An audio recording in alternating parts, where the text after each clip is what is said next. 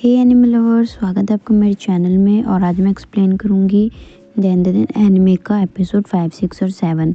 और इससे पहले के एपिसोड देखने के लिए लिंक आपको मेरे डिस्क्रिप्शन पे मिल जाएगा। तो एपिसोड की शुरुआत में हम देखते हैं कि ओकारुन मोमो से मिलने में बहुत ही ज़्यादा शर्मा रहा होता है। वो सोचता है कि इसको इग्नोर करके चुपचाप निकल जाता हूँ, पर मोमो उसका स्कूल गेट पर ही इंतज़ार कर रही होती है। फिर दोनों बातें करते हैं और मोमो उसे बताती है कि उस बिल्डिंग में सारे एलियंस मेल ही थे और वो रूम बहुत ही ज़्यादा गर्म था। और वो ओकारुन से पूछती है कि पर ये एलियंस खाते क्या होंगे। फिर सीन चेंज होता है, हम देखते हैं कि स्कूल में ओकारुन को बच्चे फिर से बुली कर रहे होते हैं, पर उसे अब कोई फ़र्क नहीं पड़ता। फिर हम देखते हैं कि कैसे मोमो और ओकारुन एक दूसरे से बात करने के लिए पागल हो रहे होते हैं, एक दूसरे का वेट कर रहे होते हैं, क्योंकि मोमो को एलियंस और ओकारुन को भूतों की बातें करनी थी। पर जब मोमो ओकारुन को क्लास ख़त्म होने के बाद देखती है तो वो अपनी क्लास में नहीं होता। फिर वो स्टोर रूम में देखने जाती है तो वो वहाँ पर भी नहीं होता। और ओकारुन मोमो को कैंटीन में देखने जाता है और ऐसे ही चलता रहता है। जहाँ पे मोमो जाती है ओकारुन दूसरी साइड जाता है और ऐसे ही दोनों घूमते रह जाते हैं। और बहुत देर एक दूसरे को ढूंढने के बाद वो दोनों एक चेयर पर बैठ जाते हैं। फिर जब दोनों एक दूसरे को देखते हैं तब वो एक दूसरे से टकरा जाते हैं और उनकी गलती से किस हो जाती है। और टकराने की वजह से मोमो को दांत में लग जाता है। पर वहाँ पे मोमो की फ्रेंड्स भी खड़ी थी और उनको ये सब देख के ऐसा लगता है कि वो दोनों किस कर रहे थे साथ में। फिर दोनों लड़ने लग जाते हैं और दोनों एक दूसरे को बहुत बुरा बोलते हैं। मोमो कहती है कि मैं इसे किस क्यों करूँगी, टकले कहीं के। ओकारुन बोलता है दिखाई नहीं देता क्या, चश्मा लगवा लो, आँखें नहीं तुम्हारी, मेरे इतने बड़े बड़े बाल हैं। मोमो कहती है अरे देखो ये तो बोल भी सकता है। फिर मोमो कहती है कि मैं आज के बाद तुमसे कभी बात नहीं करूँगी। ओकारुन कहता है कि ठीक है, मुझे भी तुमसे कोई बात नहीं करनी, आज के बाद अपनी शक्ल भी मत दिखाना। फिर दोनों अपनी अपनी क्लासेस में चले जाते हैं, पर मोमो की फ्रेंड को ऐसा लगता है कि शायद ये दोनों एक दूसरे को पसंद करते हैं। फिर थोड़ी देर बाद ओकारुन मोमो की क्लास में आता है उससे बात करने के लिए। वो कहता है कि उसको बहुत ही ज़रूरी बात करनी है, पर मोमो उसे भगा देती है। ओकारुन कहता है जाते जाते कि मिस हयासे, क्या तुम्हें मुझे अपना दोस्त कहने में शर्म आती है, और वहाँ से चला जाता है। फिर छुट्टी टाइम जब ओकारुन अपनी क्लास से निकलता है तो वो एक लड़की से टकरा जाता है जिसका नाम आयरा होता है। ओकारुन उससे माफ़ी मांगता है, पर वो लड़की ओकारुन से बहुत ही ज़्यादा प्यार से बात करती है और ये सब कुछ मोमो दूर खड़े होकर देख रही होती है। और जब वो लड़की आयरा मोमो के बगल से निकलती है तो अपनी फ्रेंड से कहती है कैसा इडियट लड़का है, मुझे नहीं लगता कि पहले इसने कभी मेरे से ज़्यादा क्यूट लड़की देखी भी है या कभी बात भी की है। ऐसे बेवकूफ़ लड़कों को अपने पीछे घुमाने में बहुत मज़ा आता है। मोमो ये सब सुन रही होती है और उसको ये सब सुन के बिल्कुल भी अच्छा नहीं लगता, तो वो अपनी पावर से एक अलमारी के ऊपर रखा हुआ वॉश बॉल उस लड़की के सर के ऊपर गिरा देती है। और तभी ओकारुन के पास जाके कहती है ओ ओकारुन, तुम आज कितने हैंडसम लग रहे हो, चलो घर चलते हैं। वो ये सब सिर्फ आयरा को सुनाने के लिए बोलती है। फिर दोनों एक दूसरे से माफ़ी मांगते हैं और ओकारुन कहता है मोमो से कि हमने टर्बो ग्रैनी को हराया था ना, पर मुझे मेरे बॉल्स वापस नहीं मिले हैं। ये बात सुन के मोमो बहुत हंसने लगती है और फिर वो दोनों मोमो की नानी के घर जाते हैं। उसकी नानी कहती है कि मैंने तुम्हें पहले ही कहा था ना मुझे दिखा दो, तब तो तुमने मेरी बात मानी नहीं, चलो अब मुझे जल्दी दिखाओ। ओकारुन कहता है कि आपको अभी देखना है, नहीं मैं ऐसा नहीं कर सकता। मोमो की नानी कहती है कि मैं तुम्हारे अंदर देखने की बात कर रही हूँ कि तुम्हारे अंदर क्या है। फिर वो मोमो को कहती है कि जाओ एक पानी का बर्तन लेकर आओ और साथ में एक डॉल लेकर आना, कुछ तो है जो तुम्हारे अंदर छिपा हुआ है। फिर मोमो एक पानी का बर्तन लेकर आती है और ओकारुन उसमें पाँव डाल के बैठ जाता है और साथ में वो एक बिल्ली जैसी दिखने वाली गुड़िया लेके आती है जिस पे एक तालिस्मान लगा हुआ रहता है। फिर मोमो की नानी एक झाड़ू जैसी चीज़ लेके आती है, उससे ओकारुन को मारने लग जाती है। तो ओकारुन कहता है ये आप क्या कर रहे हो, तो जिसमें वो कहती है कि मैं तुम्हारे अंदर का भूत भगा रही हूँ। तो पर जैसे ही वो उसको मारती है तो मोमो देखती है और कहती है कि आपके मारने पे इसका ऑरे का कलर बदल गया था अभी। मोमो की नानी कहती है कि इस बार अगर ऑरे का कलर बदले तो तुम उसे पकड़ के बाहर खींच लेना। फिर मोमो की नानी ओकारुन के सर पे 2-3 बार मारती है जिससे कि उसका ऑरा बाहर आ जाता है और मोमो उसे पकड़ लेती है, पर पकड़ते ही वो उसके हाथ से छूट जाता है और वो लोग देखते हैं कि वो कहाँ गया। तभी उनकी नज़र डॉल पे पड़ती है जो उसका तालिस्मान काला पड़ गया था और वो जो आत्मा थी वो अब डॉल के अंदर आ गई थी और वो पूरे घर में इधर उधर भागने लग जाती है। पर मोमो अपनी साइकिक पावर की मदद से उसको पकड़ लेती है। फिर वो डॉल कहती है कि मुझे जाने दो वरना मैं तुम सबको मार दूंगी। पर मोमो कहती है कि आखिर तुम हो कौन, जिस पे उसकी नानी आके बताती है कि ये टर्बो ग्रैनी है। और वो बताती है फिर कि जब वो रेस में हारी थी तब वो मर ना जाए इस वजह से वो फटाफट ओकारुन के अंदर चली गई थी। इस वजह से अभी वो जिंदा है और अपनी शक्तियाँ वापस आने का वेट कर रही है। फिर ओकारुन टर्बो ग्रैनी से कहते हैं कि मुझे मेरी बॉल्स वापस करो, जिस पे टर्बो ग्रैनी कहती है कि अगर मैं मर गई तो तुम्हारी बॉल्स तुम्हें कभी नहीं मिलेंगी और अगर तुम चाहते हो कि तुम्हें वो मिले तो किचन से एक चाकू लेके आओ और इन दोनों नानी पोती को मार दो। जिस पे उसको बहुत ज़्यादा गुस्सा आ जाता है और वो अपना रूप चेंज कर लेता है। और हमें पता चलता है कि अभी भी ओकारुन के अंदर टर्बो ग्रैनी की पावर्स रह गई हैं कुछ। फिर मोमो टर्बो ग्रैनी की तरफ दोस्ती का हाथ बढ़ाती है और कहती है कि मैं तुम्हारी बहुत रिस्पेक्ट करती हूँ क्योंकि तुम उन लड़कियों की मदद कर रही थी। वो कहती है कि हम दोस्त बन सकते हैं अगर तुम ओकारुन की बॉल्स ढूंढने में मदद करोगी। और ये एपिसोड यहीं पे ख़त्म हो जाता है। अब एपिसोड 6 शुरू होता है और टर्बो ग्रैनी बताती है कि उसने ओकारुन की बॉल्स खो दी है और वो बॉल्स के ऊपर गोल्डन कलर की उसकी स्पिरिचुअल पावर चढ़ी हुई है, जिसकी वजह से वो बहुत ही ज़्यादा सुंदर और चमकदार दिखती है, तो कोई भी उसे देखते ही पहचान सकता है। फिर मोमो और ओकारुन रात को ही उस बॉल को ढूंढने के लिए निकल जाते हैं पर उनको वो कहीं पे भी नहीं मिलती है। तो टर्बो ग्रैनी बताती है कि शायद उसको किसी ने उठा लिया है क्योंकि उसमें उसकी लाइफ फोर्स है, जिसकी वजह से बुरी आत्माएं और भूत उसको उठा लेते हैं। उनको ऐसा लगता है इनको इकट्ठा करने से शायद वो दोबारा ज़िंदा हो जाएंगे। फिर मोमो कहती है कि अगर उसको किसी और ने उठा लिया तो फिर वो हमें कभी नहीं मिलेगी। तो टर्बो ग्रैनी कहती है मुझे इससे क्या फ़र्क पड़ता है। और फिर मोमो और ओकारुन उसको जूतों से मारने लग जाते हैं और सभी लोग फिर घर चले जाते हैं। फिर मोमो की नानी कहती है कि वो अपने कॉन्टैक्ट से उसको ढूंढने में मदद करेगी उनकी। फिर मोमो की नानी ओकारुन से कहती है कि तुमको अपनी पावर्स पे कंट्रोल रखना पड़ेगा क्योंकि तुम्हारे पास अभी भी टर्बो ग्रैनी की पावर्स हैं और तुम्हें उन पे कंट्रोल नहीं है, तो तुम्हें ध्यान रखना पड़ेगा। फिर अगले दिन जब ओकारुन स्कूल जाता है तो उसकी क्लास के कुछ लड़के उससे कहते हैं, मोमो के बारे में पूछते हैं, कहते हैं कि वो बहुत सुंदर है, क्या तुम हमारी भी उससे बात करा दोगे। तब ओकारुन सोचता है कि उसने उसकी दोस्ती उसको मिल गई है, इस वजह से उसने कभी ध्यान ही नहीं दिया कि वो कितनी सुंदर है। फिर वो लड़के उसको कहते हैं कि हमने सुना है वो किसी को भी दे देती है, तुमने कितनी बार करा है। पर ये सुन के ओकारुन को बहुत ज़्यादा गुस्सा आ जाता है और वो अपना टर्बो ग्रैनी वाले रूप में आ जाता है और उस लड़के का कॉलर पकड़ लेता है और कहता है कि किसने बोली तुमको ये सारी बातें, मोमो बिल्कुल भी ऐसी लड़की नहीं है। इस पे वो लड़के डर जाते हैं और कहते हैं हाँ हम समझ गए। फिर ओकारुन अपनी सीट में जाके बैठ जाता है और वो देखता है कि उसके बैग में एक कैट थी, मतलब वही टर्बो ग्रैनी उसके साथ स्कूल आ गई थी। तो वो अपना बैग लेके एक खाली जगह में भाग जाता है और उससे जाके पूछता है कि तुम यहाँ क्यों आई हो। तो टर्बो ग्रैनी कहती है कि सी को, मतलब मोमो की नानी ने कहा था कि मेरे अंदर अब कोई भी पावर्स नहीं है तो मैं कहीं भी जा सकती हूँ। फिर मोमो भी वहाँ पर आ जाती है पर ओकारुन मोमो को देख के बहुत ज़्यादा शर्माने लग जाता है क्योंकि उसको ये रियलाइज़ हो रहा था कि वो सच में कितनी सुंदर है, इसलिए वो वहाँ से भाग जाता है। और फिर मोमो क्लास में जाती है अपनी और अपनी फ्रेंड्स से कहती है कि वो मुझे ऐसे इग्नोर क्यों कर रहा है, वो तो मेरा बॉयफ्रेंड भी नहीं है। तो उसकी फ्रेंड्स बताती है कि नहीं वो अच्छा लड़का है और किसी ने तुम्हारे बारे में र्यूमर्स फैलाए हुए हैं कि तुम बहुत ऐसी लड़की हो, सबके साथ कर लेती हो। इस वजह से उसको गुस्सा आ गया था और उसकी लड़ाई भी हो गई थी। इसके बाद हमें आयरा दिखाई जाती है फिर से, जो कि हॉलवे में चल रही थी और सभी लड़के देख के उसको हेलो बोलते हैं क्योंकि वो बहुत ही ज़्यादा सुंदर थी।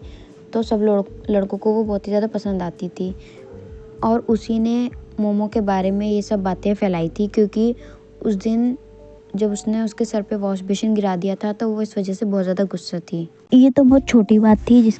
इसके बाद हमें दिखाते हैं कि हमें पता चलता है कि आयरा ने उस दिन मोमो के साइकिंग हैट्स देख लिए थे, जिसकी वजह से उसको लगता है मोमो एक डीमन है। फिर हम देखते हैं कि आयरा अपनी जेब से गोल्डन बॉल निकालती है और वो कल रात को आके उसके सर पे गिरी थी। उसे ऐसा लगता है कि ये उसे भगवान ने दी है और उसको डीमन को मारने के लिए चुना गया है क्योंकि वो इतनी ज़्यादा सुंदर है इसलिए।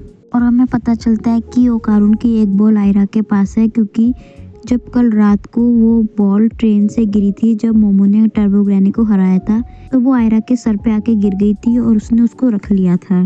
फिर हम देखते हैं कि आयरा अपनी फ्रेंड से एक बाइबल और एक क्रॉस मंगाती है और वो कहती है कि वो शैतानों को हराएगी क्योंकि वो इतनी ज़्यादा सुंदर है इसलिए उसको चुना गया है।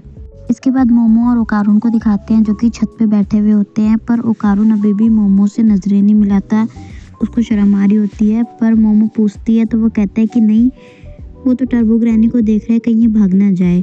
जिस पर टर्बो ग्रैनी कहती है कि मैं भाग भी गई तो तुम कौन सा मुझे पकड़ लोगे। और टर्बो ग्रैनी और मोमो दोनों लड़ने लग जाते हैं, जिस पर टर्बो ग्रैनी बताती है कि वो स्कूल में उन बॉल्स को ढूंढ रही है। तो मोमो कहती है कि पागल बुढ़िया, वो बॉल्स स्कूल में क्या करेंगी। जिस पे ओकारुन को भी लगता है कि हाँ, शायद उन्हें किसी इंसान ने उठा लिया है क्योंकि वो गोल्डन कलर की सोने की दिखती हैं तो कोई भी उसे उठा लेगा। टर्बो ग्रैनी बताती है कि जिसके पास भी वो बॉल्स होंगी उसकी स्पिरिचुअल पावर्स जग जाएंगी, जिसकी वजह से वो भूतों को देख सकता है। और इसका मतलब ये है कि भूत भी उनको देख सकते हैं और उन पे हमला भी हो सकता है। जिस पे मोमो कहती है कि तुम्हें ये पहले बताना चाहिए था ना। और दूसरी तरफ हम देखते हैं कि आयरा को इस टाइम पे एक लाल कलर की औरत दिखाई देती है जो कि उसे ही देख रही होती है और उसके पास आ रही होती है बार बार। फिर छुट्टी के बाद आयरा मोमो को उसके साथ चलने को कहती है, जिस पे मोमो पहले तो मना करती है पर फिर मान जाती है। और आयरा उसको एक सुनसान बिल्डिंग में ले जाती है और जैसे वो अंदर जाती है तो आयरा की फ्रेंड्स मोमो को पकड़ लेती है और उसके हाथ पीछे से बांध देती है। और आयरा फिर मोमो के ऊपर बैठ जाती है और उसके फेस पे क्रॉस रख के कहती है कि भाग जाओ डीमन, यहाँ से भाग जाओ। मोमो इससे बहुत ही ज़्यादा परेशान हो गई थी अब, और वो कहती है कि तुम क्या कर रही हो, हटो मेरे ऊपर से। और उसको इतना ज़्यादा गुस्सा आता है, फिर वो अपने साइकिक हैंड्स की मदद से उसके फ्रेंड्स को उठा के दूर फेंक देती है। उसके बाद आयरा वो बॉल निकाल के दिखाती है और कहती है कि ये बॉल मुझे भगवान ने दी है डीमंस को मारने के लिए। तो मोमो कहती है ये ओकारुन की बॉल्स हैं, पर आयरा उसकी बिल्कुल भी नहीं सुनती। तभी वहाँ पे ओकारुन भी आ जाता है। फिर ओकारुन बोलता है कि फिर मोमो बोलती है कि ये लाल कपड़ों वाली औरत यही आयरा ही है और उसके पास ही तुम्हारे बॉल्स हैं। तो ओकारुन कहता है कि नहीं, वो नहीं है लाल कपड़े वाली औरत, उसके ऊपर अटैक होने वाला है। और तभी वहाँ पे वो लाल कपड़े वाली औरत आ जाती है और आयरा को पकड़ लेती है और उससे कहती है कि मैं तुम्हारी मदर हूँ। ओकारुन भी अपने टर्बो ग्रैनी वाले रूप में आ जाता है और आयरा को बचाने लग जाता है, पर वो औरत ओकारुन को खा जाती है।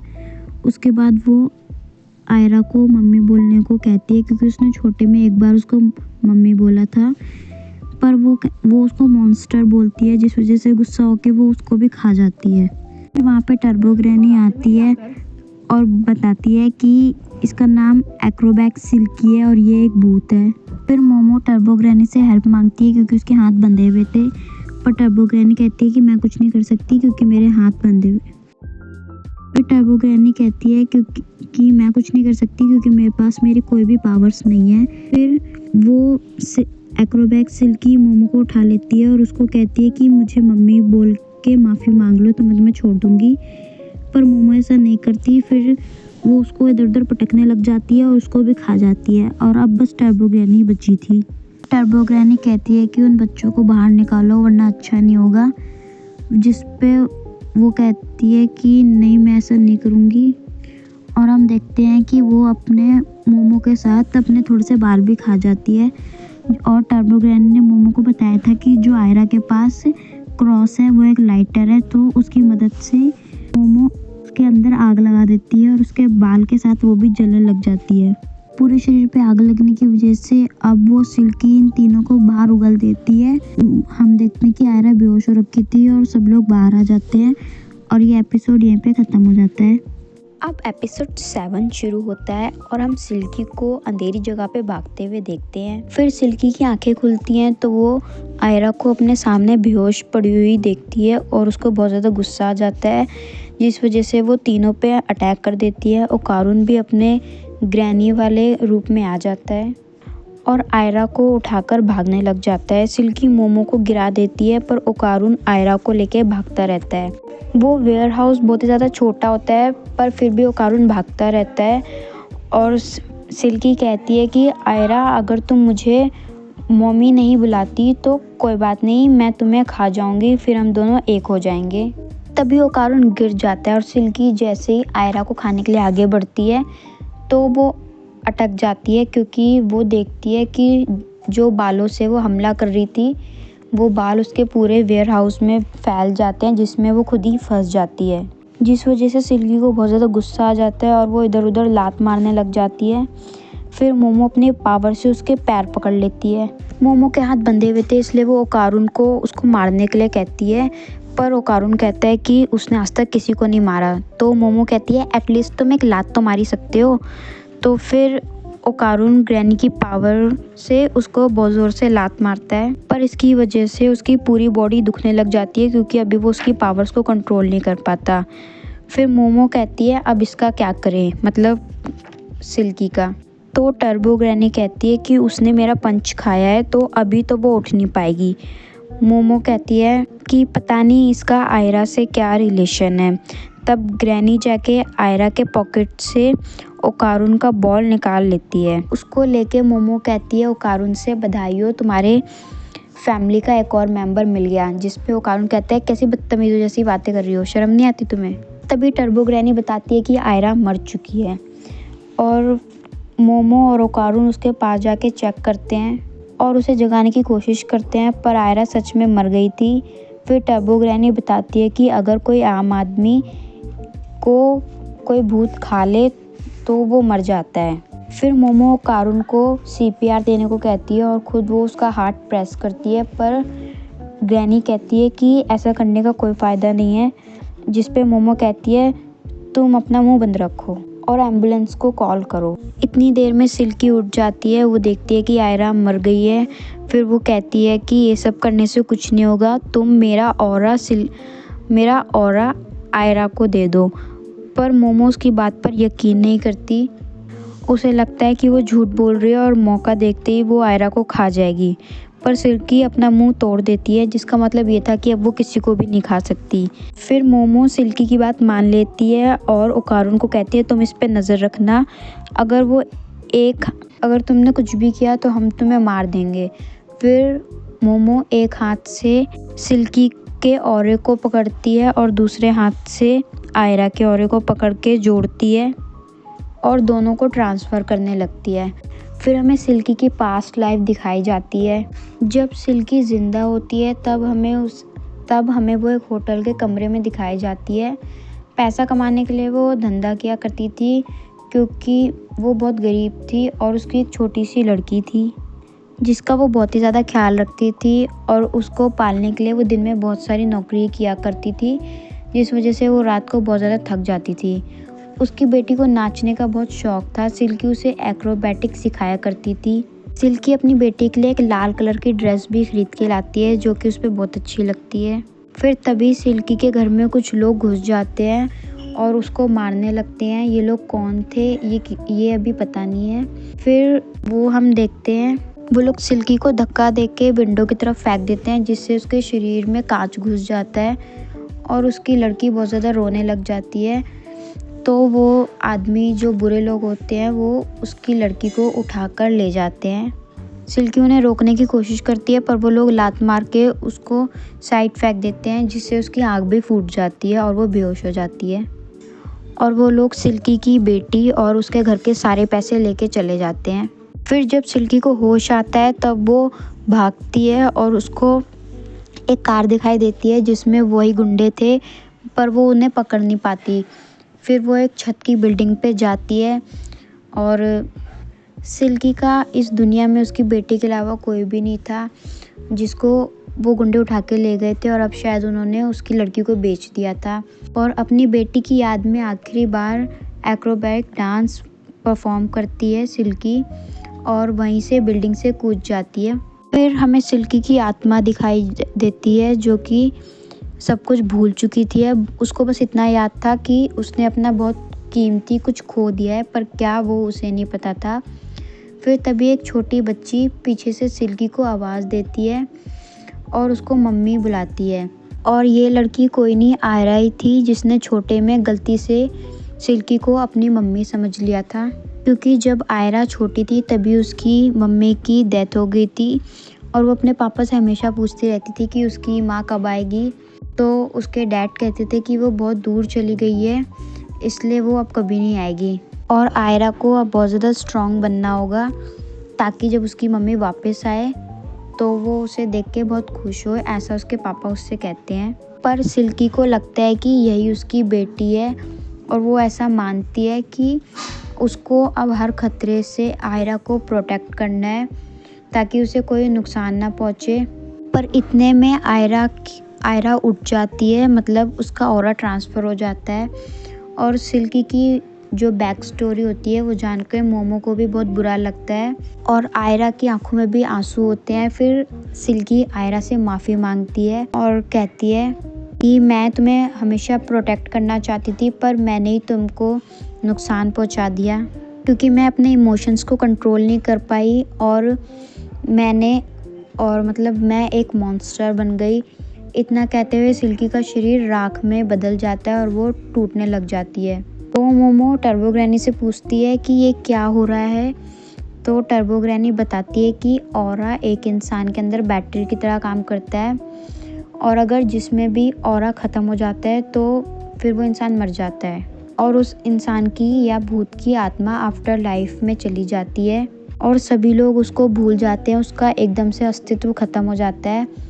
आफ्टर लाइफ में भी लोग उसके बारे में, ना भूत उसके बारे में जानते हैं ना इंसान। पर मोमो टर्बो ग्रैनी से पूछती है कि क्या कुछ ऐसा नहीं हो सकता जिससे कि सिल्की की आत्मा को शांति मिले। फिर सिल्की सोच रही होती है कि काश वो अपनी बेटी को और सुंदर कपड़े दिला पाती, उसके साथ और ज़्यादा खेल पाती और काश वो सिल्की की बेटी ही ना होती जिससे कि वो और ज़्यादा खुश रहती।